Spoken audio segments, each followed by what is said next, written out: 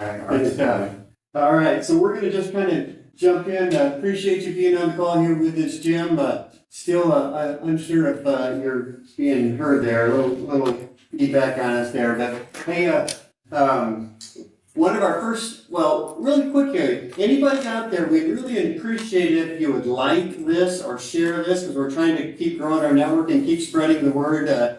What's working in the St. Louis area, what's not, and what's going on in the market right now. It's changing so rapidly right now and stuff. So share this with us so we can spread the word. So we're going to jump into kind of stories, news of the week. I think the big news of the week is the $2 trillion package that went through Congress and was passed on Friday last week. So a lot of things came out about that. It's been rolling out over the last, passed on Friday. The details have been rolling out over the last several days. There's information in there, or there's things in there for anybody that every American, pretty much, especially if they're going to get checks in the mail, especially if your income needs to be below 100,000 basically, but got checks coming in the mail, so that's exciting. There's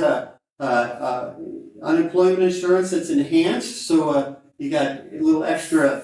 Not only if you've had a loss of your job, not only can you file for unemployment insurance, there's some extra benefits in there too.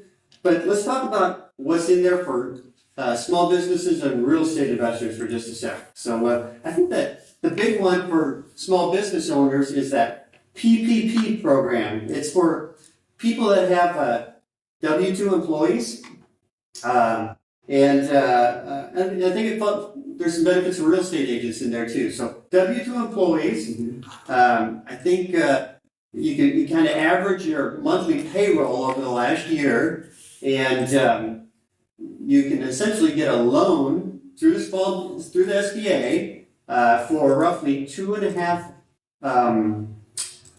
months of your payroll. So if somebody's average payroll was 100,000, or just say 100,000, they could get a loan for $250,000.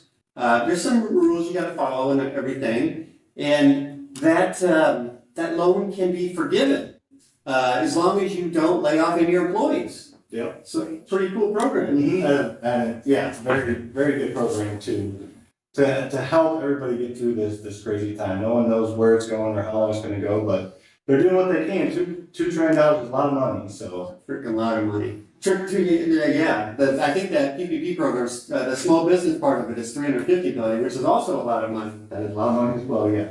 Jim, are you guys taking advantage of that? Do you guys know? Have you guys talked about that? Can you guys hear me now? Okay, or is it still issues? We're gonna wait and see if we got any. I'm gonna get out of this and I'm gonna hop back in. It is working? Jim, if you stay that close, I think you're good. Oh, okay. Well, now you get to see my receding hairline here. I have a lot more hair. We have a banker, Randy, that we're using, that we're kind of just going through.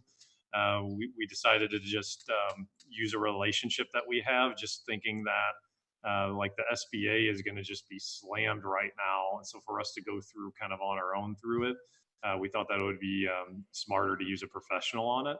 And we were exploring it. We don't, our research kind of stopped with, okay, let's apply for it. And then when we get it, we'll look through the terms and everything like that. Or if we don't get it, whatnot. So we didn't really, I haven't spent like a tremendous amount of time researching it, but it was something like, oh, for sure, let's apply for it. And then we can make the decision depending on what happens with the market, if we even want to do it or not. But I mean, it sounds to me like almost free money. Like, I don't know why you wouldn't do it. Yeah, exactly. Our in-house accountant is filling out the paperwork today as we speak. Our plan is to get it submitted probably on Monday. So, and we're working with our local bank, First State Bank here in St. Charles. They're part of the program or whatever. Mm-hmm. So, making it pretty easy, honestly. I saw the application. It's just basically a 2-page app. It's pretty dang simple. So we're going to take advantage of that. And I was listening to a webinar on it, I don't know, yesterday or the day before. What I thought was really good for the typical real estate agent out there is a real estate agent that just has commission income can apply for this based on what their average commissions over the last year have been. And as long as they don't lay themselves off, I don't know how that works, but they should be able to get the loan and get it forgiven. So it is something that if you're just your typical commission-based real estate agent, that I think it's worth at least looking into. I don't know all the details on that, but I've seen a webinar on it, so I think it's worth looking into. The other thing that was part of that is a little bit more. It's an EIDL SBA disaster relief loan, which is similar but different.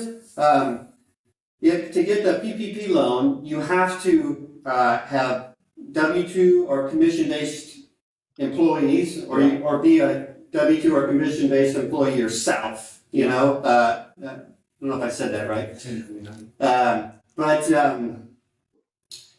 for the landlords out there, there's a forgivable grant through the SBA loan if you don't have W-2 income. So yeah, that's what we're going to do. Luke and I in our rental portfolio, we have a one W-2 employee, and then the rest of our people are 1099 in the workforce. So we're not really going to do the PPP, or at least not right now, just because it's not going to be very much. But for the SBA, the forgivable 10,000 for loss rent and other things, we are going to apply for that today for each of our companies that own rental property. So we're going to see if we can get the free 10,000. And I think I spoke with our accountant last night, and if for some reason they give you 20 or 25,000 more than that 10,000, great. You can use that at a very low interest rate, or you can just pay that back and then just stick to your 10,000. So you just know you get the free 10,000. So that's what we're going to do for our rentals. So. And Sandy, you touched on that yardstick. I thought I'd share. We measured to make sure we were safe here. We're 6 foot apart. We're trying to stay 6 foot apart. We're taking it serious. That's why Luke's down away from us, and Jim's real far from us. We don't want him anywhere close to us, so he's right home. All right. So hey, I'm just kind of curious, guys. Have you guys heard of a timetable or a turnaround for this, or even anybody listening to, if you want to comment, like I mean, to me, it's like, gosh, they're getting slammed with all these inquiries. Is it just going to take 6 months before you hear back from them? It'll be curious to find out with this PPP loan that I've been hearing about. They're supposed to get that back to you in just a few days. I'm hoping by this time next week we can give an update on where ours is at. But right now we're planning on submitting ours on Monday, and from what I've been hearing, should be getting it back within a few days. But I don't know. We'll find out. I think it's a brilliant move from the government's standpoint, though. If you think about it, it's either all these people we have to pay with unemployment, or we keep working and we pay the small business owners to pay them. Either way, they're likely having to pay this. So, I thought it was a brilliant move on their part. And I agree. It keeps people employed. It encourages everybody to keep their employees and don't be laying people off. So, good move. So let's move on to what we're more good at, real estate. So I just thought I'd touch base on. I think it's important for us to keep giving an update on how the traditional real estate market is on a weekly basis, because I keep seeing news or talking to other real estate friends of mine from around the country that it's slowing down a lot in other parts of the country. And personally, here in St. Louis, it seems like the real estate market is pretty darn strong. I've been amazed at the resiliency of it. Yeah, I think so. I think part of it is everything hasn't hit as hard here as far as the number of cases and deaths and all that. Hopefully it remains low compared to the rest of the country. I think that's part of it. The other part of it is people are still working. I know out in St. Charles County, there's no, not deeming businesses essential enough. So a lot of people working. And then also the inventory is so dang low, under $250,000. Even if 30% of the people aren't looking they normally would be, it's still so low. There's still not enough houses out there. And even if, 30, 40% less people are looking, there's still not enough. So that's kind of my thoughts on it. Lucas, we haven't tapped on it yet. What are your thoughts on that? And then we go to Jim. Yeah, I think there's. I have a quick question. How have your property buys been the last couple of weeks? Just on the acquisition side, are you trending normal, or are you a little bit slower? We're a little bit slower than We've been slower. The last 2 3 weeks were a little slower. Last week we got 5 under contract, which is pretty good. That's a little above an average week, and during all this, it's pretty good. We're looking at a lot of houses. We're finding that a lot of people that had either hedge fund-ish or just different types of money sources, some of those are drying up and holding off right now. So we're kind of getting leads from a lot of wholesalers and a lot of different people that kind of could sell them themselves, but now they're having a little more trouble, and they know that us and you guys too, are still going to be buying. So we're kind of getting a few more of those. Are you kind of seeing that same thing? Yeah, I mean, from our marketing, we're getting, what's interesting is we do a fair amount of direct mail. And if I had so we call him our inside sales agent, the guy who takes the phone calls. Yeah. If I had him right here, I would give him a huge hug, because he's getting, like, whenever you send those mailers out, you get some angry people. Oh, That yeah. anger has like risen. He's getting, I don't know if you guys have any interesting ones lately, but he sent me a recording on one. It was like, oh my gosh, that person is not happy right now with life. So we've seen a little bit of a spike on that too. So his phone's kind of ringing off the hook, but there's a higher percentage of why would you send me this letter, which is, when you do direct mail, there's a percentage of those that are going to have that happen, right? Yeah, I think part of it is people sitting at their house, opening their mail maybe more than usual because they're just sitting around. And we noticed online marketing has kind of picked up for us more than the direct mail as far as leads and talking to different people from around the country. And we're noticing too, the cost per lead online is gone down dramatically because so many people are pulling their advertising and the bidding on AdWords and Facebook, all those algorithms that are bid are cheaper to get. You're getting farther reach for the same dollar right now just because everybody else is not advertising. A lot are. So Yeah, I think you might have just said this when I spaced out there a sec, but yeah, we're shifting some of our marketing from direct mail to online. Did you just say that? yeah, we did that. We're still doing direct mail. We're still kind of doing our core list, but we're not, taking big chunks and blasting and trying different things. I always like to experiment with stacking lists. And You do like the experiment. I do. Stacking lists and filtering and different things to try and always get an edge. And we're not doing any of that kind of stuff right now. We're kind of just sticking to the core, the core focus on our marketing. All right, next thing I got here on the list is, now I'll throw this out to you, Lucas, so we can get you involved here. You guys been seeing the advertising for tenant strike, and what are your guys' thoughts on, we're sitting here April 2nd.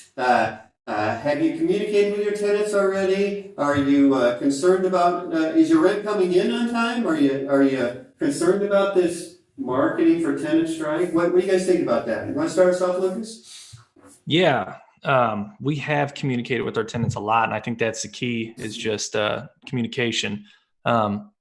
We let our tenants know the programs that are out there if they're having trouble paying rent, and just let us know if you're going to be late or whatever this month. So we have 106 tenants, and 10 of them so far have told us that they're going to have trouble paying rent in April. And that's great. We'll take that percentage, and we're just happy they're communicating with us. We're going to waive late fees. We're going to take the cost of them using a credit card and eat that fee charge that our property management software spits out there. So we're just providing value to our tenants and making it easy for them to pay as possible.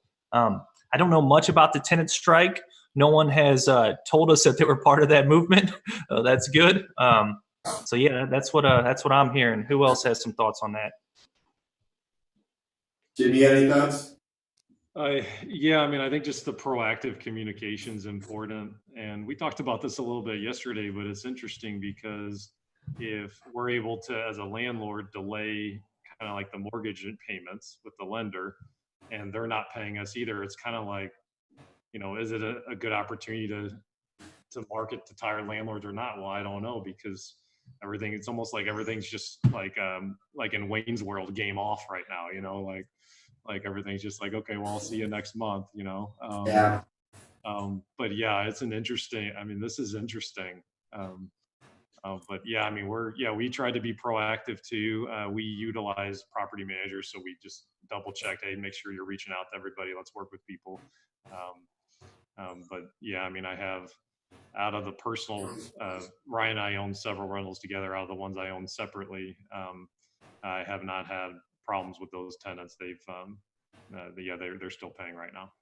Good. Yeah, and we'll give an update on week by week basis. But so far, I think most of our tenants are paying, and I think it's all good. There is, Sam, you said you got an email from your lawyer today. There's some verbiage in that $2 trillion package that passed last week, or I don't even know if it was part of that, or it's just verbiage just coming down from White House or Congress or whatever. That there's some tenants that can delay their payments, and you can't do an eviction. And there's some rules. I think basically they're mostly around Section 8 tenants have flexibility there on their part. Mm-hmm. And if the house has a Fannie Mae or Freddie Mac or FHA or a government loan on it, if you own that house and there's a tenant in it, you can't evict that tenant. I think that's right. And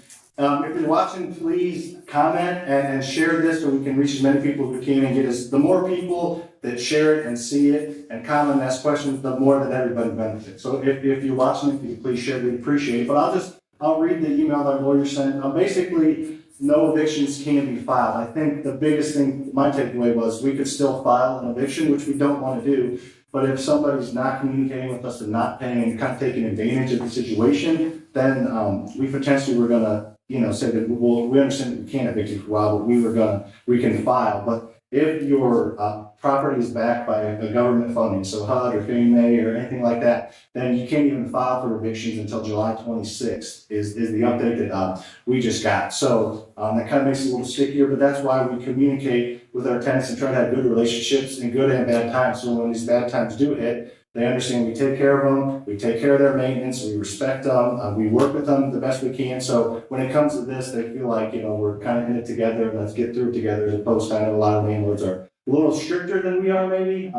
So I think that's going to play well into our hands. I think one thing to clarify there, I think there's some confusion out there, just try to clarify. So that holding off on evictions through July 27th, I think you said, Sam?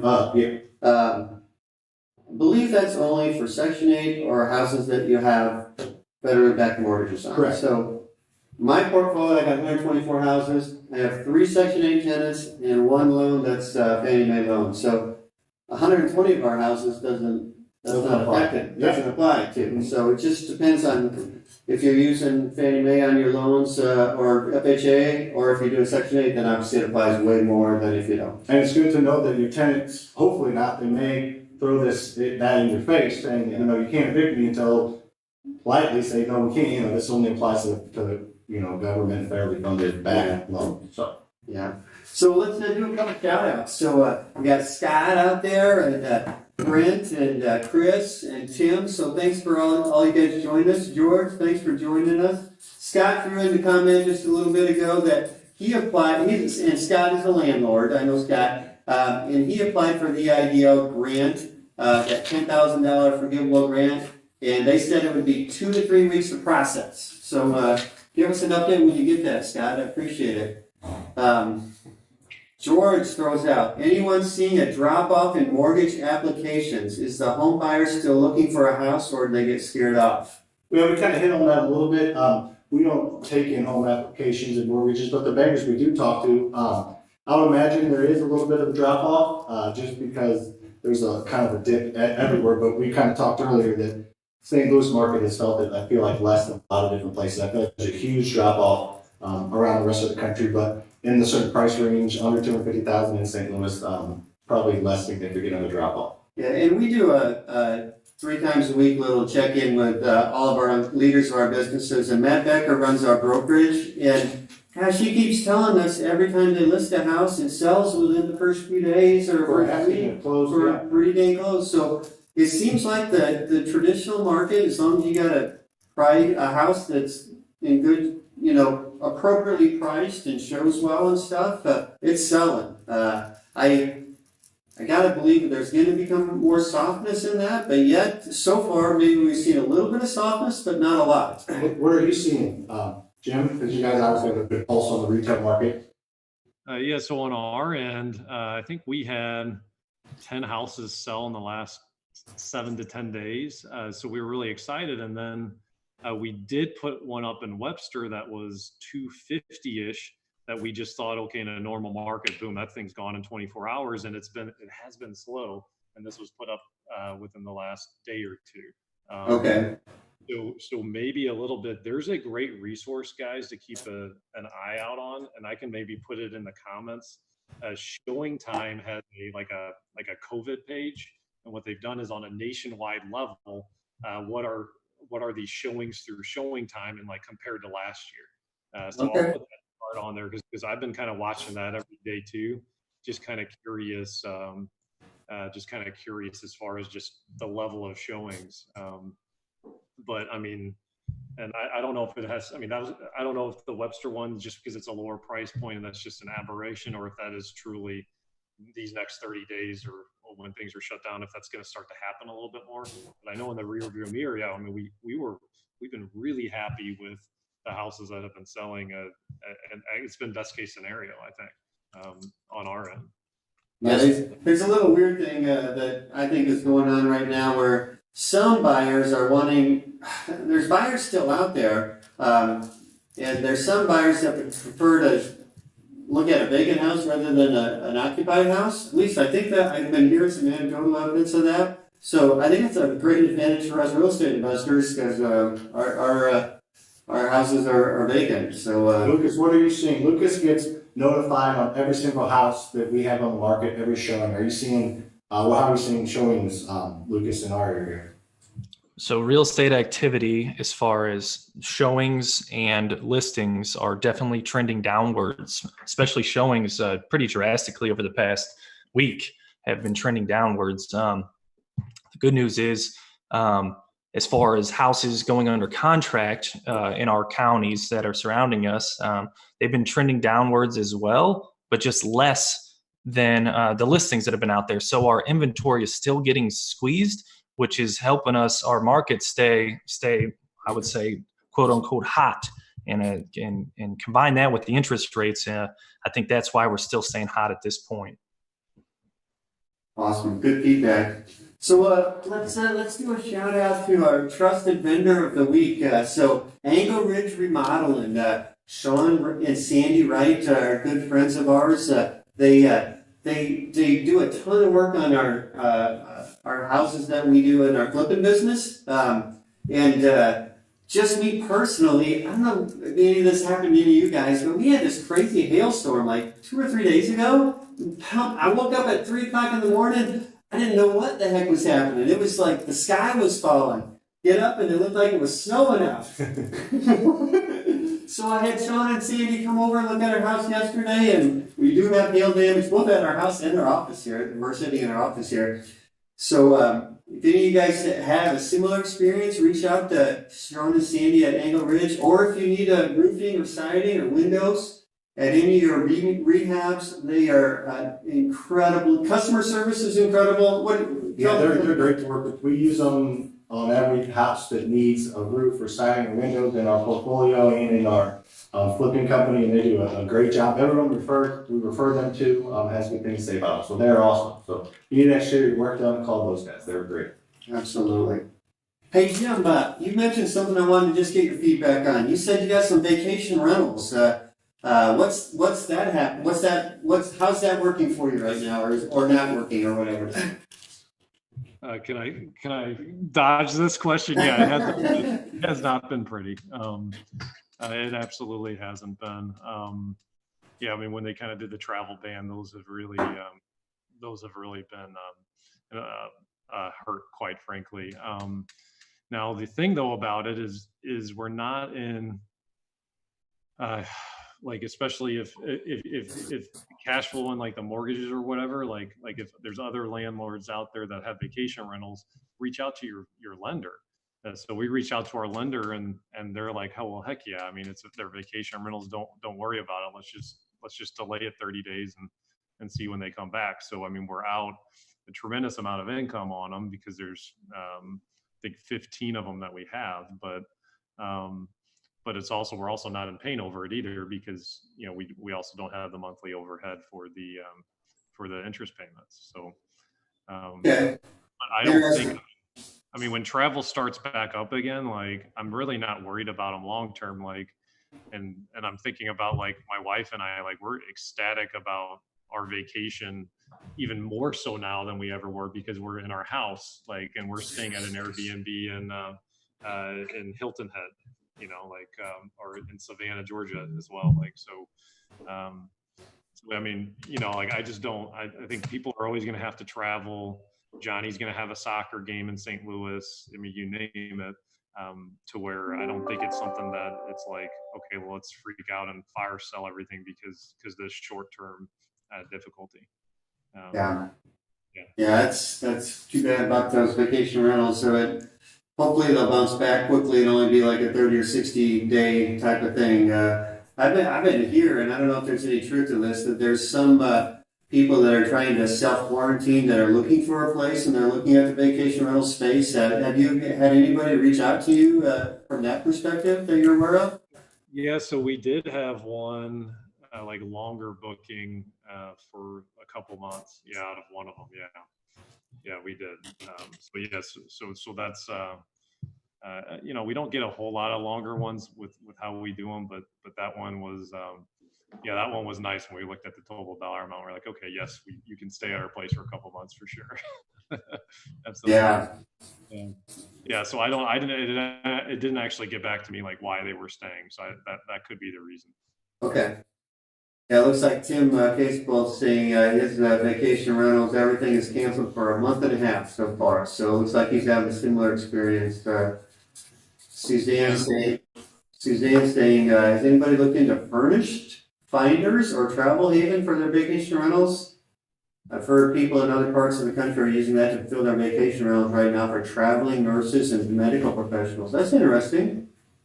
I hadn't heard that, but that's I'm sure there's going to be a need for that. I don't know, maybe it's in different parts of the country right now because St. Louis hasn't been hit quite so bad, but maybe that'll, hopefully St. Louis doesn't get hit that bad, but maybe that'll be coming later or something. That's Suzanne. She's always got an answer for everything. She does. She's got a lot of ideas.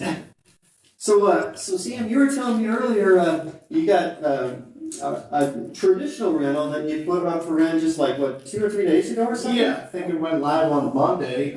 We shot a video on it on our YouTube channel, so a little plug there. FasterFreedom on YouTube. Rachel will put the subscribe link in the comments. But yeah, we did a case study on that before, during, and after, and we just finished that at the end of last week. We went on the market on Monday, asking $1,400, so we're not discounting it too much. It's in a good area in St. Peter's. It's a 3-1 slab that's completely redone, and we've got 3 or 4 applications since Monday on it. So I think our property manager is working through the approval process and you know, taking the proper steps to try and get them approved. But we were, you know, a lot of people actually should even put the rental on the market right now. And St. Peter's is a great area to have a rental one, and it's a completely rehabbed house. So that's part of it. But we went ahead and did it anyway, and hopefully we'll have an approved applicant by the end of the week. So it's, as far as that goes, it looks good. So I watched that video you guys shot just a couple days ago too. You guys did a hell of a job on that. The house looked beautiful, and you guys were funny. We were funny guys. So. Anything else to add to that, Lucas? Yeah, I just wanted to say we are doing some things to get kind of creative as far as marketing, or whether it be a rental or one of our rehab retail sales. So I think we're going to start doing, or we have started doing, Matterports or 3D virtual tours for all our houses. So I'm not sure how that's going to play out, but I figured a couple $100 wouldn't hurt right now. Because the house that we put on the market last week, we got a contract on it from their buyer's agent doing like a FaceTime walkthrough of the house. That's how we got a contract on it. So even if the agent doesn't have to go, maybe we'll starting to see some sight unseen offers or something like that. I'm not sure, but we're just trying to get creative with marketing. I don't know if you guys touched on this, but where are you guys marketing at right now? You doing anything different as far as where people are seeing your rentals? No, we go through Show Mojo. I know you used Tenatory, you used Show Mojo before, and they kind of blast them out everywhere. I just looked, our ad's still up on Zillow, our rental ad, so it's just those sites, Show Mojo and Tenatory, they syndicate it and shoot them out on all the platforms. So that's how we're doing it. All the typical stuff. Yep, nothing different right now. All Yeah, right. I do think Zillow is going to start charging us here this month. So if anybody has any information on that or have worked the system with Zillow, put it in the comments if you could, please. Awesome. All right, Jim, you got anything else that you guys are doing in your business to kind of get through these unusual times? Any tips for the listeners out there? Yeah, I mean, the three things we're really focusing on are doubling down on lead generation. That includes lead follow-up too. We're in a market right now that for some people, the pain is potentially even delayed. So if you normally get 3 houses under contract from 10 offers, you may have to make 20 offers to still get the 3. So we're doubling down on lead generation. We're trying to be brutal with our expenses and cut anything that's unnecessary. And then we're also looking into just matching what the market of the moment is.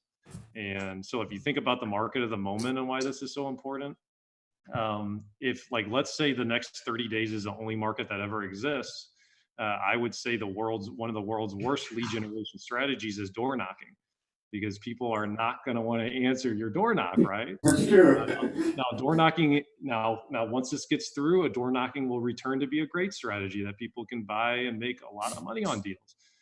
So what we're trying to do is be purposeful and think through, okay, what is happening with the market? Where is the market going? And where should we be? So we're thinking through that as well. So those are really the 3 things we're focusing on. Yeah, that's good tips. I loved all those. What would you say your best lead source is right now as far as finding deals or getting leads in? Do you have a favorite one right now? So our best marketing one is direct mail right now, and then networking. We do as much money as we spend on marketing, just collaborating, building relationships with individuals, time and time again, always seems to win out. It doesn't matter how much we spend on marketing. We just building relationships with other investors, other agents in the community, time and time again comes back, and then some. For us, that's what works for us. Yeah. We're the same. I mean, goal is that half of our houses be bought through networking from us and our buyers, and the other half be bought through marketing. Our number one source right now is SEO. We've been getting some leads through a direct mail and something like that, but SEO just seems that people seem to be online and searching and looking. So that is our number one source right now of leads. That and our outbound calling. We got outbound calling company that does that, and people are at home answering their phone. So we're getting a good amount of leads through that as well. Awesome. All right, guys. I think we're kind of wrapping up here. Lucas, you got any last words or anything before we wrap up today? I don't. Well, I guess I do. I don't know why I said I don't. I do. Just What's that sign say behind you, Lucas? I'm trying to read it. Oh, it says I was made for this shit. I don't know if that's on this or not, but one thing I did want to touch on is lead generation a little bit. Jim was talking about maybe checking in with landlords or tired landlords if they're not getting their rent paid on time, if they're going to have any motivation to sell. And I think the best landlords around probably won't. But I think there's like a mid-level of landlords that'll be looking to offload, maybe because they're I don't want to say uneducated, but aren't aware of the programs that are out there to help them get through this. So I think that is an opportunity out there. But that's what I got. Good, I agree with that. I totally agree with that. Sam, well, everybody, I appreciate you guys joining us. Make sure you like or share. Look at Lucas's sign there. And Lucas was made for this shit, man. The dude doesn't get rattled, man. He doesn't get rattled about anything. I don't think I've ever seen Lucas where I knew he was stressed out. I know he's been stressed out, but I've never known him to be stressed out. Well, you didn't know him Seems to be bad. I've seen him stressed out and mad before in college, and he punches stuff. So that's he's past that now. Do you have any parting words of wisdom, Jim? Hey, no, I just appreciate you guys having me on the call, and yeah, thanks for being such a great part of the investing community and the real estate community. You guys do an awesome job, and yeah, just appreciate the relationship and the friendship. Awesome. Appreciate you being part of it, Jim. Jim with 3 Doors, which is an awesome company here in the St. Louis area. We appreciate you all joining us. Watch our YouTube, our Facebook, FasterFreedom. Come to any of our boot camps, or we're always looking for new members for our mastermind. If you're wanting to plug into a community of real estate investors and really take your business to the next level. We will be back here every week, every Thursday at 11:30 a.m. Come with your questions. We love more feedback, more just having a chat, conversation with our listeners out there. So appreciate everybody being here. Thanks, guys. Have a good rest of your week. Stay safe. Thanks, guys.